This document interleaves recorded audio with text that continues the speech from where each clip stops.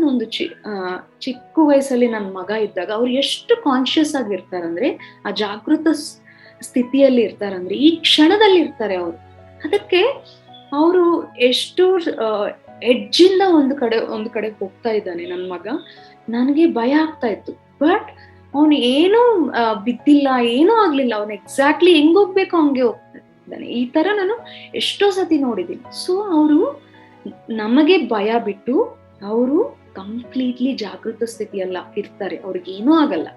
ನಮ್ಮ ಭಯದ ಮೂಲಕ ಅವ್ರಿಗೆ ಏನಾದ್ರೂ ಆಗ್ಬೋದು, ಆದ್ರೆ ಖಂಡಿತ ನೋಡ್ಕೋಬೇಕು ಚಿಕ್ಕ ಮಕ್ಕಳನ್ನ.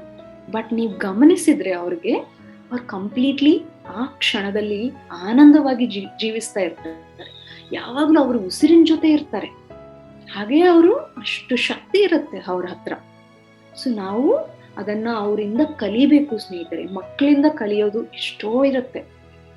ನಾವ್ ಅನ್ಕೊಂತೇನೆ ನಾವು ಅವ್ರಿಗೆ ಟೀಚ್ ಮಾಡ್ಬೇಕು ಅಂತ. ಇಲ್ಲ, ಅವರಿಂದ ಕಲಿಯೋದು ಎಷ್ಟೋ ಇರುತ್ತೆ. ಸೊ ಹೀಗೆ ನಿದ್ದೆ ಮಾಡೋದು, ಹಾಗೇನೆ ನಾನು ಹೇಳಿದ್ದೀನಿ ಆಲ್ರೆಡಿ ಜಾಗೃತ ಸ್ಥಿತಿಯಲ್ಲಿ. ನೀರ್ ಕುಡಿಯೋದು ಕೂಡ ಹಾಗೆ. ತುಂಬಾ ಸುಮ್ನೆ ಹಂಗೆ ಕುಡಿಬಾರ್ದು. ಅದನ್ನ ಜಾಗೃತಿಯಲ್ಲಿ, ಓಕೆ ನನಗೆ ನನ್ನ ದೇಹಕ್ಕೆ ಏನ್ ಶಕ್ತಿ ಬೇಕು ಅದೆಲ್ಲ ಕೂಡ ಈ ನೀರಿನಲ್ಲಿದೆ ಅಂತ ಆ ನೀರಿಗೆ ಒಂದು ಧನ್ಯವಾದಗಳನ್ನ ಹೇಳ್ಕೊಂತ ಆ ನೀರನ್ನ ನಾವು ಕುಡಿದಾಗ ನಮ್ಮಲ್ಲಿ ಎಷ್ಟೋ ವಂಡರ್ಸ್ ಮಾಡುತ್ತೆ ಸ್ನೇಹಿತರೆ.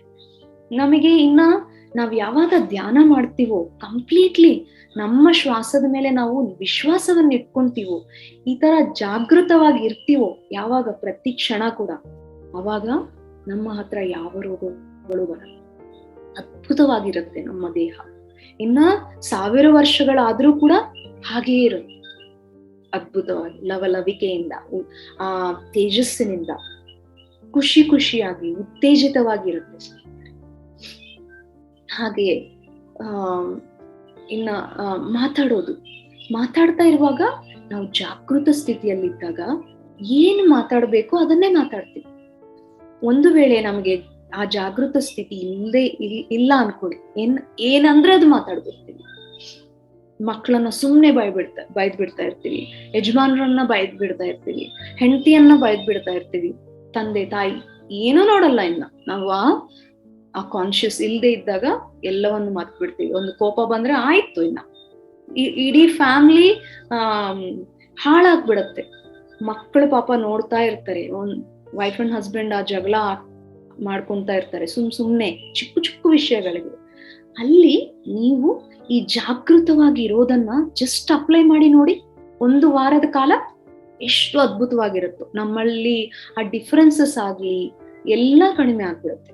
ಒಬ್ರು ಜೋರಾಗಿ ಮಾತಾಡ್ತಾ ಇರುವಾಗ, ಎಕ್ಸ್ಪ್ರೆಸ್ ಮಾಡ್ತಾ ಇರುವಾಗ ನಾವು ಬಿಡ್ಬೇಕು. ಅದು ಪರ್ಸನಲ್ ಆಗಿ ಒಳಗೆ ತಗೊಂಡ್ಬಿಟ್ರೆ ಹೆಚ್ಚಾಗುತ್ತೆ. ನಾವು ಜೋರಾಗಿ ಮಾತಾಡಿ, ಅವರು ಜೋರಾಗಿ ಮಾತಾಡಿ, ಕಿರ್ಚ್ಕೊಂಡು ಎಲ್ಲ ಫ್ಯಾಮಿಲಿ ಡಿಸ್ಟರ್ಬ್ ಆಗ್ಬಿಡುತ್ತೆ. ಅಲ್ಲಿ ಎನರ್ಜೀಸ್ ಆಗ್ಲಿ, ಪಾಪ ಮಕ್ಕಳು ನಮ್ಗೆ ಗೊತ್ತಿಲ್ಲ, ಅವ್ರಿಗೆ ತುಂಬಾ ಸೆನ್ಸಿಟಿವ್ ಇರುತ್ತೆ. ಅವರ ಒಂದು ಹೃದಯ ಆಗ್ಲಿ ತುಂಬಾ ಸಾಫ್ಟ್ ಆಗಿರ್ತಾರೆ. ಬಟ್ ಯಾವಾಗ ನಾವು ಜಾಗೃತ ಸ್ಥಿತಿಯಲ್ಲಿ ಇರ್ತೀವೋ, ಓಕೆ ಅವ್ರು ಏನೋ ಆಫೀಸಲ್ಲಿ ಏನೋ ಆಯ್ತು, ಅದನ್ನ ಬಂದು ಇಲ್ಲಿ ಎಕ್ಸ್ಪ್ರೆಸ್ ಮಾಡ್ತಾ ಇದ್ದಾರೆ ಬಿಡಿ ಅಂತ ನಮಗೆ ಅವಶ್ಯಕತೆ ಅನ್ಸೋದಿಲ್ಲ. ನಾವು ಅಲ್ಲಿ ಕಿರ್ಚೋದು, ಯಾಕೆ ನನ್ ಮೇಲೆ ಕಿರಿಸ್ತಾ ಇರಲ್ಲ, ನಾವು ಕಾಮಾಗಿ ಬಿಡ್ತೀವಿ. ಯಾವಾಗ ಜಾಗೃತ ಇರುವುದು ಇಲ್ಲವೋ ಆವಾಗ ನೀನೇ ನನ್ನ ಅಂತೀಯ, ಇನ್ನು ಹೇಳ್ಬೇಕಾಗಿಲ್ಲ, ಪ್ರತಿನಿತ್ಯ ನಾವು ನೋಡ್ತಾನೆ ಇರ್ತೀವಿ. ಸೊ ಈ ತರ ನಾವು ಮಾತಾಡೋದ್ರಲ್ಲಿ ಸೈಂಟಿಫಿಕ್ ಆಗಿ ಮಾತಾಡ್ಬೇಕು. ಅಂದ್ರೆ ಯಾವುದು ಅವಶ್ಯಕ, ಯಾವುದು ಅನಾವಶ್ಯಕ, ಯಾವುದು ಸತ್ಯವಾದ ಮಾತುಗಳು ಮಾತ್ರ ನಮ್ಮ ಬಾಯಿಂದ ಬರ್ಬೇಕು. ಇನ್ನೊಬ್ಬರಿಗೆ ಹೆಲ್ಪ್ ಆಗೋ ಮಾತುಗಳು ಮಾತ್ರ ನಮ್ಮ ಬಾಯಿಂದ ಬರ್ಬೇಕು. ಇಲ್ಲ ಅಂದ್ರೆ ಬರ್ಲೇಬಾರ್ದು, ಏನೇ ಆಗ್ಲಿ. ಈ ಒಂದು ಹ್ಯಾಬಿಟ್ ನಾವು ಡೆವಲಪ್ ಮಾಡ್ಕೊಂತ ಹೋಗಿದ್ರೆ ನಮ್ಮ ಒಂದು ಮಾತುಕತೆ ಅನ್ನೋದು ತುಂಬಾ ವಂಡರ್ಫುಲ್ ಆಗಿರುತ್ತೆ. ಇನ್ನೊಬ್ಬರು ಅಬ್ಬಾ ಇವ್ಳು ಮಾತಾಡಿದ್ರೆ ಎಷ್ಟು ಚೆನ್ನಾಗಿದೆ, ಎಷ್ಟು ಶ್ರಾವ್ಯವಾಗಿದೆ, ಕೇಳಬೇಕು ಅನಿಸ್ತಾ ಇದೆ, ಇದು ತುಂಬಾ ಉಪಯುಕ್ತ ನಮಗೆ ಅನಿಸುತ್ತೆ. ಸೊ ಈ ತರ ನಮ್ಮ ಮಾತಿನ ಯಾವಾಗ ನಾವು ಹೆಚ್ಚು ಮಾತಾಡೋದಿಲ್ಲವೋ ನಮ್ಮ ಶಕ್ತಿ ಎಷ್ಟೋ ಉಳಿತಾಯವಾಗುತ್ತೆ. ನಾವು ಸುಮ್ನೆ ಮಾತಾಡ್ಬಿಡ್ತಾ ಇರ್ತೀವಿ. ಪತ್ರಿಜಿಯವರನ್ನ ನೀವು ಯಾವಾಗ್ಲಾದ್ರೂ ಗಮನಿಸಿದಾಗ ಸುಮ್ನೆ ಅವ್ರು ಮಾತಾಡಲ್ಲ, ಜಸ್ಟ್ ಸೈನ್ಸ್ ಮೂಲಕ ಹೇಳ್ತಾ ಇರ್ತಾರೆ. ಪ್ರತಿಯೊಂದು ನಾನು ಪತ್ರಿಜಿಯವ್ರು ಕಲ್ತಿದ್ದು ಸ್ನೇಹಿತರೆ, ಅವರ ಒಂದು ಹಾವಭಾವಗಳಿಂದಾನೇ ನನಗೆ ಎಲ್ಲ ಹೇಳ್ಕೊಟ್ಬಿಟ್ಟಿದ್ದಾರೆ. ಹೇಗೆ ಮಾತಾಡ್ಬೇಕು, ಯಾವ್ದು ಸರಿ ಯಾವ್ದು ತಪ್ಪು. ನಾನು ಏನಾದ್ರೂ ಅವರ ಅವರ ಸಮಕ್ಷಮದಲ್ಲಿ ಇದ್ದಾಗ ನಾನು ಏನಾದ್ರೂ ಸರಿ ಇಲ್ಲದ್ದು ಮಾಡಿದ್ದೀನಿ ಅಂದ್ರೆ ಒಂದು ಸ್ಟ್ರಾಂಗ್ ಆಗಿ ನೋಡ್ತಾರೆ, ಇಲ್ಲ ಅಂದ್ರೆ ಬಯೋ ತರ ನೋಡ್ತಾರೆ. ಜಸ್ಟ್ ಆ ನೋಟದಿಂದಾನೇ ನಾವು ಕಲಿಬಹುದು ಸ್ನೇಹಿತರೆ. ಸೊ ಇದನ್ನ ನಾವ್ಯಾಕೆ ಬಳಸ್ಕೋಬಾರ್ದು ನಮ್ಮ ದಿನನಿತ್ಯದ ಜೀವನದಲ್ಲಿ? ಹೆಚ್ಚು ಹೆಚ್ಚು ಮಾತಾಡ್ತಾ ಇರುವಾಗ ನಮ್ಮ ಶಕ್ತಿ ಎಲ್ಲ ವೇಸ್ಟ್ ಆಗ್ಬಿಡ್ತಾರೆ.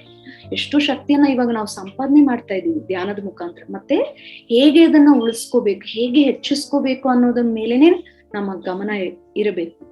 ಸೊ ನಾವು ಮಾತಾಡ್ತಾ ಇರುವಾಗ ಕಾನ್ಶಿಯಸ್ ಆಗಿ ಮಾತಾಡೋಣ. ಇವತ್ತಿನಿಂದ ನಾವು ಮಕ್ಕಳಿಗೆ ಆಗ್ಲಿ ದೊಡ್ಡವ್ರಿಗೆ ಆಗ್ಲಿ ಏನ್ ಹೇಳ್ತೀವೋ ಅದು ಅವರು ತಗೊಂಡ್ಬಿಡ್ತಾರೆ. ಅವರ ಸಬ್ ಕಾನ್ಶಿಯಸ್ ಮೈಂಡ್ ಅಲ್ಲಿ ಅದು ಸ್ಟೋರ್ ಆಗ್ಬಿಡುತ್ತೆ. ಸಪೋಸ್ ಫಾರ್ ಎಕ್ಸಾಂಪಲ್, ನಿನ್ ಮಗ ಹೊಸದಾಗಿ ಸಂಗೀತದ ಕ್ಲಾಸ್ ನಲ್ಲಿ ಜಾಯಿನ್ ಆಗಿದ್ದಾನೆ. ಅವನಿಗೆ ಫಸ್ಟ್ ದಿವಸ ಮಾಡಕ್ ಇಂಟ್ರೆಸ್ಟ್ ಇರಲ್ಲ, ಮಾಡಿದ್ರು ಕೂಡ ಅದು ಕೇಳೋ ಅಂತ ಇರಲ್ಲ. ನಿನ್ಗೆ ಏನ್ ಬರಲ್ಲ, ನಿನ್ನ ಒಂದು ಗಂಟ್ಲು ಚೆನ್ನಾಗೇ ಇಲ್ಲ, ಈ ತರ ನಾವು ಒಂದು ಸತಿ ಆದ್ರೂ ನಾವು ಆತನಿಗೆ ಆ ಒಂದು ಕೋಪದಲ್ಲಿ ಹೇಳ್ಬಿಟ್ಟಿದೀವಿ ಅಂದ್ರೆ ಅವನದು ರೆಕಾರ್ಡ್ ಮಾಡ್ಕೊಂತಾನೆ. ನಾವ್ ಆಮೇಲೆ ಎಷ್ಟು ಹೇಳಿದ್ರು ಕೂಡ ನನ್ ಗಂಟ್ಲು ಸರಿ ಇರಲ್ಲ, ಕೇಳೋ ಅಂತ ಇರಲ್ಲ ಅನ್ನೋದು ಅವನಲ್ಲಿ ಬಿದ್ಬಿಡುತ್ತೆ. ಸೊ ನಾವು ಏನ್ ಮಾತಾಡ್ತೀವೋ ತುಂಬಾ ಜಾಗರೂಕತೆಯಿಂದ ಆ ಜಾಗೃತ ಸ್ಥಿತಿಯಲ್ಲಿ ಮಾತಾಡೋದು. ಒಂದು ಪಾಸಿಟಿವ್ ವರ್ಡ್ಸೇ, ಸತ್ಯದ ಮಾತುಗಳೇ ಬರ್ಬೇಕು, ಇನ್ನೊಬ್ಬರಿಗೆ ಉಪಯುಕ್ತವಾದದಂಥದ್ದು ಮಾತ್ರ ನಮ್ಮ ಬಾಯಿಯಿಂದ ಬರ್ಬೇಕು. ಇವತ್ತಿನಿಂದ ಗಮನ ಇಟ್ಕೊಳ್ಳೋಣ. ಅಂದ್ರೆ ರಿಹಾರ್ಸಲ್ ಆಗಿ ಹೊರಗೆ ಬರ್ಬೇಕು. ಹಾಗೆ ಎಷ್ಟೋ ವಿಷಯಗಳನ್ನ ನಾವು ನೋಡ್ತಾ ಇರ್ತೀವಿ. ಹೇಗಿರ್ಬೇಕು ನಮ್ಮ ಒಂದು ನೋಟ? ಎಷ್ಟೋ ಬೆಳಗ್ಗೆ ನೋಡಿದ್ರೆ ಎಷ್ಟೋ ವಿಷಯಗಳು ನಡೀತಾ ಇರುತ್ತೆ ನಮ್ಮ ಮುಂದೆ, ಟಿವಿಯಲ್ಲಿ ಎಷ್ಟೋ ನೋಡ್ತಾ ಇರ್ತೀವಿ. ಸೊ ಯಾವ್ದು ನೋಡ್ಬೇಕು, ಯಾವ್ದು ನೋಡ್ಬಾರ್ದು, ಸೈಂಟಿಫಿಕ್ ಆಗಿ ಪ್ರತಿಯೊಂದರಲ್ಲಿ ನಾವು ನೋಡ್ಬೇಕು. ಕಾನ್ಶಿಯಸ್ ಆಗಿ ಜಾಗೃತ ಸ್ಥಿತಿಯಲ್ಲಿ ಇದ್ದು ನೋಡ್ಬೇಕು. ಅಲ್ಲಿ ಪಕ್ಕದ ಮನೆಯಲ್ಲಿ ಏನೋ ಜಗಳ ನಡೀತಾ ಇರುತ್ತೆ, ಸೊ ಅದನ್ನ ನೋಡ್ಬಾರ್ದು. ಅದರಲ್ಲಿ ನಾವು ಹೋಗಿ ನಮ್ಮ ಒಂದು ಇಂಟರ್ಫಿಯರೆನ್ಸ್ ಖಂಡಿತ ಕೊಡ್ಬಾರ್ದು. ಸೊ ಯಾವಾಗ ನಾವು ಹೋಗಿ ಇಂಟರ್ಫಿಯರ್ ಆಗ್ತೀವೋ ಏನಾಗುತ್ತಂದ್ರೆ, ಫಸ್ಟ್ ನಾವೇನ್ ನೋಡ್ತೀವೋ ಅದು ಸ್ಟೋರ್ ಆಗ್ಬಿಡುತ್ತೆ, ಏನ್ ಕೇಳ್ತೀವೋ ಅದು ಕೂಡ ಸ್ಟೋರ್ ಆಗ್ಬಿಡುತ್ತೆ. ನೀವು ಆಫೀಸ್ಗೆ ಹೋಗಿ ಕೆಲಸ ಮಾಡ್ಬೇಕು ಅನ್ಕೊಂತೀವಿ, ಆ ಜಗಳನೇ ನಿಮ್ಗೆ ನೆನಪು ಬರುತ್ತೆ. ಚೆನ್ನಾಗಿ ಕೂತು ಧ್ಯಾನ ಮಾಡೋಣ ಅನ್ಕೊಂತೀವಿ, ಅದೇ ನಿಮಗೆ ನೆನಪು ಬರುತ್ತೆ. ಆ ಸರಿ ಅಲ್ಲದು ಕೇಳಿದೀವಲ್ವಾ, ಅದೇ ನೆನಪು ಬರುತ್ತೆ. ನೋಡಿದೀವಲ್ವಾ, ಅದೇ ನೆನಪು ಬರುತ್ತೆ. ಅದ್ರಲ್ಲೂ ನಾವು ಏನ್ ನೋಡ್ತೀವೋ ಅದು ತುಂಬಾ ತುಂಬಾ ಪವರ್ಫುಲ್, ಅದು ನಾವು ಮರೀಲಿಕ್ಕೆ ಸಾಧ್ಯ ಇಲ್ಲ. ಸೊ ಹಾಗಾಗಿ ನಾವ್ ಏನ್ ನೋಡ್ತೀವೋ ಅದು ಏನ್ ಅವಶ್ಯಕವೋ ಅದನ್ನ ಮಾತ್ರ ನೋಡ್ಬೇಕು. ಒಳ್ಳೊಳ್ಳೆ ಪ್ರಕೃತಿ ದೃಶ್ಯಗಳು ನೋಡ್ಬೇಕು, ಚೆನ್ನಾಗಿ ಹೋಗಿ ಪ್ರಕೃತಿಯಲ್ಲಿ ನಡಿಬೇಕು, ಮಣ್ಣಲ್ಲಿ ಆಟಾಡ್ಬೇಕು, ಮಣ್ಣಲ್ಲಿ ನಡಿಬೇಕು, ಗಿಡಗಳನ್ನ ಹತ್ಕೋಬೇಕು, ಚೆನ್ನಾಗಿ ಅದ್ಭುತವಾದ ಕಲರ್ಫುಲ್ ಫ್ಲವರ್ಸ್ ನ ನೋಡ್ಬೇಕು, ವಾಸನೆ ನೋಡ್ಬೇಕು. ಅವಾಗ ನಮ್ಮ ದೇಹ ನಮ್ಮ ಆತ್ಮ ತುಂಬಾ ಶಕ್ತಿಯುತವಾಗುತ್ತೆ. ಇವೆಲ್ಲವೂ ಕೂಡ ನಮ್ಮ ಶಕ್ತಿಯನ್ನ ಹೆಚ್ಚಿಸ್ಕೊಳ್ಳೋದಕ್ಕೆ, ನಮ್ಮಲ್ಲಿ ಯಾವುದು ಅನಾವಶ್ಯಕವಾಗಿದೆಯೋ ಅದನ್ನ ಹೋಗಲಾಡಿಸ್ಕೊಳ್ಳೋದಕ್ಕೆ ಈ ಜಾಗೃತ ಸ್ಥಿತಿಯಲ್ಲಿ ಇದ್ದು ನಾವು ಮಾಡೋದು ಪ್ರತಿಯೊಂದು ಕೆಲಸ. ಕೇಳ್ತಾ ಇರ್ತೀವಿ, ಎಷ್ಟೋ ಕೇಳ್ತೀವಿ. ಇವಾಗ ನಾನು ಹೇಳಿದ್ದೀನಿ ಆಲ್ರೆಡಿ. ಸೊ ಕೇಳೋದ್ರಲ್ಲಿ ಕೂಡ ನಮ್ಗೆ ಯಾವ್ದು ಬೇಡವೋ ಅದನ್ನ ಮುಚ್ಚಿಬಿಡ್ಬೇಕು. ಪಕ್ಕದ ಮನೆಯಲ್ಲಿ ಜಗಳ ಆಗ್ತಾ ಇದ್ರೆ ನಮ್ಮ ಮನೆಯಲ್ಲಿ ಒಳ್ಳೆ ಸಂಗೀತ ಇಟ್ಕೊಂಡು ನಮ್ಮ ಕೆಲ್ಸಗಳಲ್ಲಿ ನಾವು ಮಗ್ನರಾಗೋಣ. ಅವರ ಜೀವನದಲ್ಲಿ ಇಂಟರ್ಫಿಯರ್ ಆಗೋದು ನಮ್ಮ ಕೆಲಸ ಅಲ್ಲವೇ ಅಲ್ಲ. ಅವರ ಜೀವನ ಅವರದ್ದು, ನಮ್ಮ ಜೀವನ ನಮ್ಮದ್ದು. ನಾವು ಅವರಿಗೆ ಸಹಾಯ ಮಾಡ್ಬೇಕು ಅಂದ್ರೆ ಕೇವಲ ಅವರಿಗೆ ಧ್ಯಾನದ ಬಗ್ಗೆ ಹೇಳಿ, ಸಸ್ಯಾಹಾರದ ಬಗ್ಗೆ ಹೇಳಿ. ಯಾವಾಗ ಸಸ್ಯಾಹಾರಿಗಳಾಗ್ತಾರೋ ಒಬ್ರು, ಅವರಲ್ಲಿ ಈ ರಿವೋಲ್ಟ್ ಆಗೋ ಮನೋಭಾವ ಹೋಗ್ಬಿಡುತ್ತೆ, ಹೆಚ್ಚಿನ ಕೋಪ ಮನೋಭಾವ ಹೋಗ್ಬಿಡುತ್ತೆ. ಅವಾಗ ಅವರ ಫ್ಯಾಮಿಲಿಯಲ್ಲಿ ಆ ಹಾರ್ಮೋನಿ ಅನ್ನೋದಿರತ್ತೆ, ಹೊಂದಾಣಿಕೆ ಅನ್ನೋದಿರತ್ತೆ. ಸೊ ನಾವ್ ಯಾರಿಗಾದ್ರೂ ಸಹಾಯ ಮಾಡ್ಬೇಕು ಅಂದ್ರೆ ಅವ್ರಿಗೆ ದುಡ್ಡು ಕೊಟ್ರೆ ಆಗಲ್ಲ, ಮಾತಿನ ಸಹಾಯ ಮಾಡಿದ್ರೆ ಆಗಲ್ಲ. 1 ದಿವಸ 2 ದಿವಸ ಇರುತ್ತೆ, ಮತ್ತೆ ಬೇಕು, ಮತ್ತೆ ಜಗಳಗಳಿರುತ್ತೆ. ಎಷ್ಟು ಸತಿ ಹೋಗಿ ನಾವು ತಿದ್ದಲಿಕ್ಕಾಗತ್ತೆ. ಆದ್ರೆ ಅವ್ರಿಗೆ ಸಹಾಯ ಮಾಡ್ಬೇಕು ಅಂದ್ರೆ ಸಸ್ಯಾಹಾರದ ಬಗ್ಗೆ ತಿಳಿಸಿ, ಧ್ಯಾನದ ಬಗ್ಗೆ ತಿಳಿಸಿ. ಇವತ್ತು ನಾನೊಂದು ಒಳ್ಳೆ ಪುಸ್ತಕ ಓದಿದ್ದೀನಿ, ಸೀತಾಯಣ ಓದಿದ್ದೀನಿ, ಎಷ್ಟು ಅದ್ಭುತವಾಗಿದೆಯೋ, ಅದರಲ್ಲಿ ಒಂದು ಕಥೆ ಇದು ಇದೆ, ಈ ತರ ಅವ್ರಿಗೆ ನಿಮ್ ಸಹಾಯ ಅಂದ್ರೆ ಇದು ಮಾಡ್ಬೇಕು. ಅದನ್ನ ಬಿಟ್ಟು ನಾವ್ ಇನ್ನೊಬ್ಬರಿಗೆ ನಾವು ಯಾವ ಸಹಾಯ ಮಾಡೋದಕ್ಕೆ ಆಗಲ್ಲ. ಮಾಡಿದ್ರು ಅದು ಟೆಂಪರರಿ, ಮತ್ತೆ ಮತ್ತೆ ಕೊಡ್ಬೇಕಾಗಲ್ಲ, ಬಟ್ ಇದು ಪರ್ಮನೆಂಟ್. ಸೊ ಈ ತರ ಪ್ರತಿಯೊಂದು ವಿಷಯದಲ್ಲಿ ನಾವು ಗಮನದಲ್ಲಿ ನೋಡ್ಕೊಂತಾ ಹೋಗಿದ್ರೆ ಸ್ನೇಹಿತರೆ, ಜಾಗೃತ ಸ್ಥಿತಿಯಲ್ಲಿ ಇದ್ರೆ ನಮ್ಮಲ್ಲಿ ಎಷ್ಟೋ ಅನಾವಶ್ಯಕವಾದ ಹವ್ಯಾಸಗಳಿರುತ್ತೆ, ಹ್ಯಾಬಿಟ್ಸ್ ಇರುತ್ತೆ. ಸ್ಮೋಕಿಂಗ್ ಹ್ಯಾಬಿಟ್ ಇರುತ್ತೆ ತುಂಬಾ ಜನರಿಗೆ. ಯಾವಾಗ ನೀವು ಧ್ಯಾನ ಮಾಡ್ತಾ ಜಾಗೃತ ಸ್ಥಿತಿಯಲ್ಲಿ ಇರ್ತೀರೋ ಅದು ಹೋಗ್ಬಿಡುತ್ತೆ. ಸೊ ಜಾಗೃತ ಸ್ಥಿತಿಯಲ್ಲಿ ಇರ್ಬೇಕು. ಡ್ರಿಂಕಿಂಗ್ ಹ್ಯಾಬಿಟ್ ಇರುತ್ತೆ, ಎಲ್ಲವೂ ಕೂಡ ಯಾವ್ದು ಅವಶ್ಯಕತೆ ಇಲ್ಲವೋ ನಮಗೆ, ನಮ್ಮ ಒಂದು ಆತ್ಮ ಬೆಳವಣಿಗೆಗೆ, ಇಲ್ಲ ಅಂದ್ರೆ ಒಂದು ನಮ್ಮ ದೇಹದ ಆರೋಗ್ಯಕ್ಕೆ ಯಾವ್ದು ಅವಶ್ಯಕತೆ ಇಲ್ಲವೋ ಎಲ್ಲವೂ ಹೋಗ್ಬಿಡುತ್ತೆ ನಾವು ಜಾಗೃತ ಸ್ಥಿತಿಯಲ್ಲಿ ಇದ್ದು ಕೆಲಸ ಮಾಡಿದಾಗ.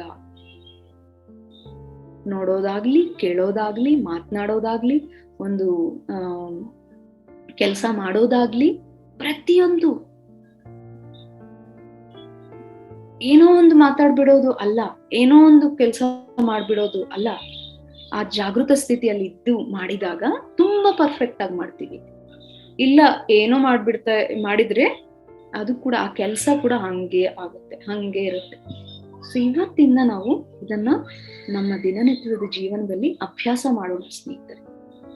ತಿಂತಾ ಇರುವಾಗ ಹೇಗೆ ತಿಂತಾ ಇದ್ದೀವಿ, ನಾನು ಇನ್ನೊಬ್ಬರ ಜೊತೆ ಮಾತಾಡ್ತಾ ಇರುವಾಗ ಹೇಗೆ ಮಾತನಾಡ್ತಾ ಇದ್ದೀನಿ, ಜಾಗೃತ ಸ್ಥಿತಿಯಲ್ಲಿ ಇದೀನಾ ಇಲ್ಲ. ಧ್ಯಾನ ಮಾಡ್ತಾ ಇದೀವಿ ಅಂದ್ರೆ ಎಲ್ಲ ಆಗೋಗೋದಲ್ಲ, ಆಗಲ್ಲ. ನಾವು ಇದನ್ನೆಲ್ಲ ಇಂಪ್ಲಿಮೆಂಟ್ ಮಾಡ್ಕೋಬೇಕು. ಒಂದೊಂದು ಸತ್ಯವನ್ನು ಇಂಪ್ಲಿಮೆಂಟ್ ಮಾಡ್ಕೊಂತ ಹೋಗ್ಬೇಕು. ಒಂದಿನ ಮೌನದಲ್ಲಿ ಇರ್ಬೇಕು. ವಾರಕ್ಕೆ ಒಮ್ಮೆ ಮೌನದಲ್ಲಿ ಇದ್ದಾಗ ನಮ್ಮ ಮಾತಿನ ಬೆಲೆ ಇನ್ನ ನಮಗೆ ಹೆಚ್ಚಾಗಿ ಗೊತ್ತಾಗುತ್ತೆ. ಎಷ್ಟು ಶಕ್ತಿ ನಾವು ವೇಸ್ಟ್ ಮಾಡ್ಕೊಂತ ಇದೀವಿ ಅನ್ನೋದು ಗೊತ್ತಾಗುತ್ತೆ. ಒಂದು ದಿವಸ ನಾವು ಉಪವಾಸದಲ್ಲಿ ಇದ್ದಾಗ ನಮಗೆ ಗೊತ್ತಾಗುತ್ತೆ ಎಷ್ಟು ನಮ್ಮ ದೇಹ ಪ್ಯೂರಿಫೈ ಆಗುತ್ತೆ, ಎಷ್ಟು ಇನ್ನ ಹೆಚ್ಚಿನ ಶಕ್ತಿ ನಾವು ತಗೋಬಹುದು ಅಂತ. ಸೊ ಇವನ್ನೆಲ್ಲವೂ ಕೂಡ ನಾವು ನಮ್ಮ ದಿನನಿತ್ಯದ ಜೀವನದಲ್ಲಿ ಪ್ರಾಕ್ಟೀಸ್ ಮಾಡ್ಬೇಕು ಸ್ನೇಹಿತರೆ. ಸುಮ್ನೆ ಕೇಳಿ ಬಿಟ್ಟಿದ್ರೆ ಏನೂ ಆಗಲ್ಲ. ಆ ಕಳ್ಳವನ್ನು ನೋಡಿದೀವಲ್ವಾ, ಅಷ್ಟು ವರ್ಷಗಳಿಂದ ಅವನಿಗೆ ಆ ಕಳ್ಳತನ ಮಾಡೋ ಹವ್ಯಾಸ ಇದ್ದರೂ ಸಹ ಜಸ್ಟ್ ಒಂದು ವಾರದ ಕಾಲ ಅವನು ಆ ಜಾಗೃತ ಸ್ಥಿತಿಯಲ್ಲಿ ಇದ್ದು ಮಾಡಿದಾಗ ಅವನಿಂದ ಅದು ಹೋಗ್ಬಿಟ್ಟಿದೆ. ಏನ್ ಮಾಡಿದ್ರು ಹೇಗೆ ಅದು ಹೋಗ್ಲಾಡಿಸ್ಕೊಳ್ಳೋದು ಕೂಡ ಗೊತ್ತಾಗ್ಲಿಲ್ಲ. ಬಟ್ ಕೇವಲ ಜಾಗೃತ ಸ್ಥಿತಿಯಲ್ಲಿ ಇದ್ದು ಅವ್ರು ಮಾಡಿದಾಗ ಹೋಗ್ಬಿಟ್ಟಿದೆ. ಸೊ ಈ ತರ ನಮ್ಮಲ್ಲಿರೋ ಹವ್ಯಾಸಗಳು, ಹ್ಯಾಬಿಟ್ಸ್ ಕೂಡ ನಾವು ಚೇಂಜ್ ಮಾಡ್ಕೋಬಹುದು. ನನಗೆ ಓದೋದು ಇಷ್ಟ ಇಲ್ಲ ಅನ್ಕೊಂತೀವಿ, ನನಗೆ ಆಗಲ್ಲಪ್ಪ, ನನಗೆ ಆಧ್ಯಾತ್ಮಿಕ ಸ್ವಾಧ್ಯಾಯ ಇಂಪಾರ್ಟೆಂಟ್ ಅಂತ ಹೇಳ್ತಾ ಇರ್ತೀವಿ. ನನ್ಗೆ ಪುಸ್ತಕ ತಗೊಂಡ್ರೆ ನಿದ್ದೆ ಬಂದ್ಬಿಡುತ್ತೆ, ಏನು ಹೋಗಲ್ಲ, ಏನು ನೆನಪಿರಲ್ಲ, ಹೀಗೆ ತುಂಬಾ ಜನ ಹೇಳ್ತಾ ಇರ್ತಾರೆ. ಬಟ್ ಒಂದು ವಾರ ನೀವು ಖಚಿತವಾಗಿ, ನಾನು ಏನೇ ಆಗ್ಲಿ ಅದು ಹೋಗಿದ್ರು ನನ್ನೊಳಗೆ ಹೋಗದೆ ಇದ್ರು ನಾನು ಖಂಡಿತ ಮಾಡ್ತೀನಿ. ಒಂದು ವಾರದ ಕಾಲ ನಾನು ಒಂದು ಅರ್ಧ ಗಂಟೆ ನಾನು ಅರ್ಧ ತಾಸು ನಾನು ಸ್ವಾಧ್ಯಾಯ ಮಾಡೇ ಮಾಡ್ತೀನಿ ಅಂತ ಇಟ್ಕೊಂಡು ನೀವು ಒಂದು ಟೈಮ್ ಇಟ್ಕೊಂಡು ಪ್ರಾಕ್ಟೀಸ್ ಮಾಡಿ. ಒಂದು ವಾರ ಆದ್ಮೇಲೆ ನಿಮ್ಗೆ ಬಿಡೋದಕ್ಕೆ ಇಷ್ಟ ಆಗಲ್ಲ. ಯಾಕಂದ್ರೆ ಅದ್ರಲ್ಲಿರೋ ವಿಷಯಗಳು ಅಷ್ಟು ನಿಮಗೆ ಹೆಲ್ಪ್ ಆಗ್ತಾ ಇರುತ್ತೆ. ಒಂದು ಪೇಜ್ ನೀವು ದಿನಕ್ಕೆ ಓದ್ತಾ ಇದ್ರೆ ನೀವು ಚೇಂಜ್ ಆಗ್ಬಿಡ್ತೀರಿ. ನಿನ್ನೆ ನೀವ್ ಏನಿದ್ದೀರೋ ಇವತ್ತು ಅದು ಇರೋದಿಲ್ಲ, ನೀವು ಕಂಪ್ಲೀಟ್ಲಿ ನಿಮ್ಮ ಒಳಗೆ ಬದಲಾಗ್ಬಿಡುತ್ತೆ. ಸೊ ಇಂತಹ ಹ್ಯಾಬಿಟ್ಸ್ ಏನಿದ್ರು ನಾವು ಐಡೆಂಟಿಫೈ ಮಾಡ್ಕೋಬೇಕು, ನಮ್ಮಲ್ಲಿ ಅದನ್ನ ಬರ್ಕೋಬೇಕು. ನಾನೇನು ನನ್ನಲ್ಲಿ ಬದಲಾವಣೆ ಮಾಡ್ಕೋಬೇಕು ಅನ್ನೋದನ್ನ ನೋಟ್ ಮಾಡ್ಕೊಳ್ಳಿ. ಅದನ್ನ ಪ್ರಾಕ್ಟೀಸ್ ಮಾಡಿ ಒಂದು ವಾರದ ಕಾಲ. ಒಂದೇ ಟೈಮ್ ಇಟ್ಕೊಳ್ಳಿ, ಒಂದೇ ಟೈಮ್, ಒಂದೇ ಪ್ಲೇಸ್, ಒಂದೇ ಜಾಗ ನೀವು ಇಟ್ಕೊಂಡಿದಾಗ ಏನಾಗುತ್ತಂದ್ರೆ ಆ ಸ್ಪಾಟ್ ನಲ್ಲಿ ಆ ಎನರ್ಜೀಸ್ ಅನ್ನೋದು ಇರುತ್ತೆ. ಸೊ ಅವಾಗ ನಿಮಗೆ ಆ ಪ್ರಾಕ್ಟೀಸ್ ಅನ್ನೋದು ಈಸಿ ಆಗುತ್ತೆ. ಇವಾಗ ನೀವು ಧ್ಯಾನ ಮಾಡ್ತಾ ಇದ್ದೀರಾ ಅನ್ಕೊಳ್ಳಿ, ಇನಿಷಿಯಲ್ ಡೇಸ್ ಅಲ್ಲಿ, ಆಮೇಲೆ ನಿಮಗೆ ಎಲ್ಲಿ ಮಾಡಿದ್ರು ಏನ್ ಚೇಂಜ್ ಅನ್ಸಲ್ಲ. ಬಟ್ ಒಂದೇ ಟೈಮ್ ಅಲ್ಲಿ, ಒಂದೇ ಪ್ಲೇಸ್ ಅಲ್ಲಿ ನೀವು ಕೂತ್ಕೊಂಡು ಮಾಡಿದಾಗ ಬೇಗ ಆ ಎಫೆಕ್ಟ್ ಅನ್ನೋದು ನಿಮಗೆ ಗೊತ್ತಾಗುತ್ತೆ. ಯಾಕಂದ್ರೆ ಆಲ್ರೆಡಿ ಆ ಪ್ಲೇಸ್ ಅಲ್ಲಿ ಆ ಎನರ್ಜೀಸ್ ಅನ್ನೋದು ಇರುತ್ತಲ್ವಾ, ಆ ಟೈಮಿಂಗು, ಆ ಪ್ಲೇಸ್. ಸೊ ಇದನ್ನ ನೀವು ಪ್ರಾಕ್ಟೀಸ್ ಮಾಡಿ ನೋಡಿ, ಏನ್ ಬೇಕಂದ್ರೆ ನೀವು ಮಾಡಿ ನೋಡಿ. ಆ ಜಾಗೃತ ಸ್ಥಿತಿಯಿಂದ ಇದ್ದು ಮಾಡಿ ನೋಡ್ಬೇಕು.